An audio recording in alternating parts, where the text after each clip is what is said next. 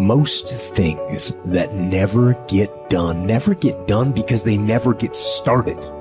You wait, and wait, and wait, and wait, and you wait so long that the thing doesn't even matter anymore. And the days turn to weeks, and the weeks turn to months, and the months turn to years. Years of mediocrity is what causes people to be bitter. If you want to get around bitter and complaining people, get around people who are not seeing much activity.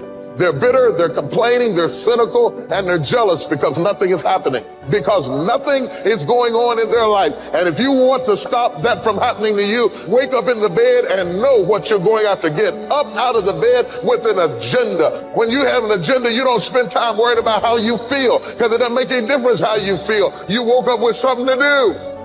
If you would like to discipline yourself, which is a very good idea, pick a direction you want to go first. Pick a goal you would like to attain, a long, medium to long-term goal. You might imagine something you need and want, some attainment that would motivate, whose pursuit would motivate you. And you can ask yourself that. It's a good question to ask yourself in general. If you could have what you needed and wanted, what would that be? And that's a meditative question. You don't want to force an answer out of yourself. You want to ask yourself that like you would ask someone else. If I could have what I wanted, what would that look like? And you can ask yourself that in a more differentiated way. If I could have the relationship that I needed and wanted, if I could have the friendships, if I could have the job or career, if I could have the educational pathway, if I could adopt civic responsibility, if I could engage in some creative enterprise. The next goal is to take your goal and to fragment it into micro goals until you find a micro goal that's small enough that it still presents some challenge that you will do. Stop waiting for something to move you and move yourself. Every day, move yourself. In the morning, move yourself. In the afternoon, move yourself. At night, move yourself. Be very intentional and very deliberate about moving yourself. Through the inspiration of desperation, you'll become more creative than ever before. Throw your whole self into it. See, most people go at it tentatively. They don't give all their stuff. They don't concentrate. And if you don't have what you want, stop telling yourself the story because you don't have the money, you don't have the time. That's bullshit.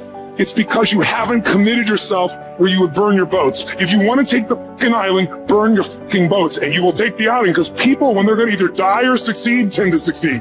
Stand up for your dreams. Stand up for what you want in your life. Decide that your life is so meaningful to you, that you love you and you love life so much that you're going to stand up for something you want. You don't want to be a spectator. You want to get out in the field where the action is, and you will be amazed. After the struggle, there will be a calm period, and things will begin to click for you. Come out here with what you got. You don't have enough money? Don't worry about it. You got the dream. You must be patient, persistent, and positive no matter what. But aren't there some guarantees you can give us? Yes. You're going to die. You can't get out of life alive. So I'm saying to you, you got 6 months to live. Live your life now. Live your dreams now. Start acting like this is your last day on the planet.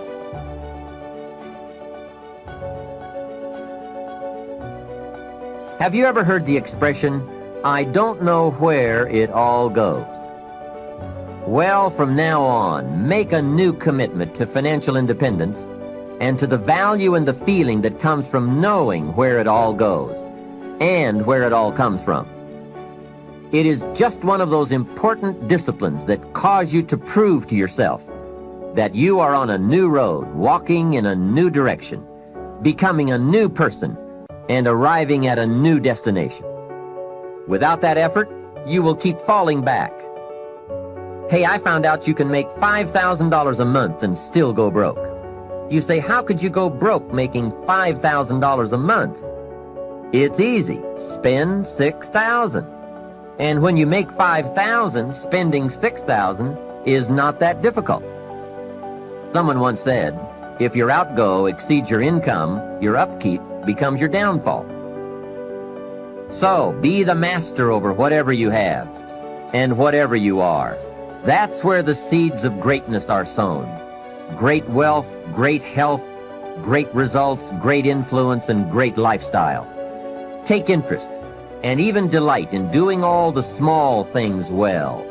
It makes you a sophisticated person who knows where the beginnings of wealth and happiness are. There's a Bible phrase that we could quote here that would be appropriate. It says, If you will be faithful over a few things, the small things, you will someday be ruler over many things and major things. That's it. That's the philosophy that counts. Let's say that you could pick your level of competition in life to some degree. Okay, so let's say you pick a level of competition where you're always winning. It's like, well, all that means is you've picked the wrong level of competition. Yes. Because, like, let's say you're a grandmaster chess player and all you do is play amateurs, and every night you go home and congratulate yourself on what a genius you are because you just stomp these people left, right, and center. It's like, you're not a genius. You're a dimwit. Right. What you should be doing is playing people who are beating you as much as you can tolerate. Right. So maybe that's 40% of the time. Maybe it's 60% of the time. But that way, because to be a winner, you want to be disciplined. You want to know what you're doing. And then you want to be on the edge where your skills are being developed. And if you're going to be on the edge where your skills are going to be developed, you're at a place where losing is always a possibility.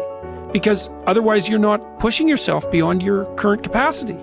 And so one of the things that I've outlined in 12 Rules for Life is a theory of meaning. Because meaning, as far as I'm concerned, the sense of meaningful engagement is the antidote to malevolence and suffering, essentially.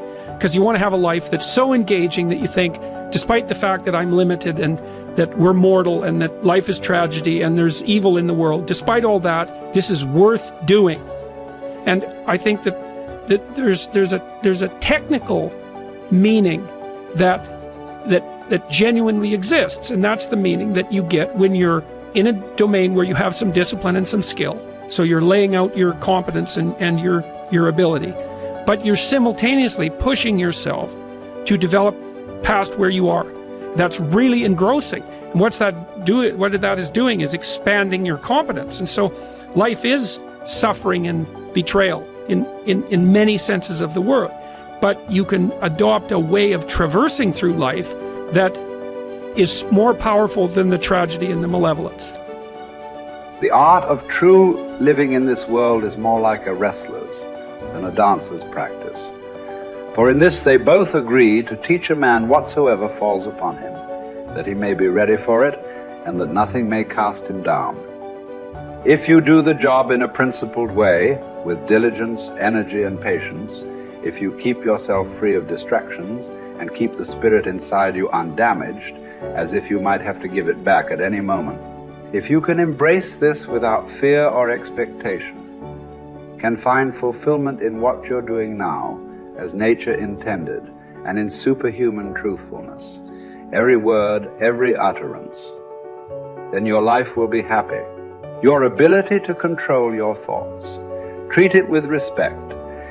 It's all that protects your mind from false perceptions, false to your nature and that of all rational beings. It's what makes thoughtfulness possible and affection for other people. You need to avoid certain things in your train of thought. Everything random, everything irrelevant, and certainly everything self-important or malicious. You need to get used to winnowing your thoughts so that if someone says, "What are you thinking about?" you can respond at once and truthfully that you are thinking this or thinking that. The obstacle is the way. Embrace the challenges that come your way in your work, for they hold the potential for growth and self-improvement. Instead of resisting or complaining about difficulties, use them as opportunities to cultivate resilience, patience, and perseverance. Remember that your attitude towards work matters more than the work itself. Approach each task with a sense of purpose and dedication, regardless of its nature or perceived significance. Find fulfillment in the process of striving and giving your best effort rather than relying solely on external outcome. Think of your many years of procrastination. How the gods have repeatedly granted you further periods of grace, of which you have taken no advantage. It is time now to realize the nature of the universe to which you belong, and of that controlling power whose offspring you are, and to understand that your time has a limit set to it. Use it then to advance your enlightenment, or it will be gone, and never in your power again.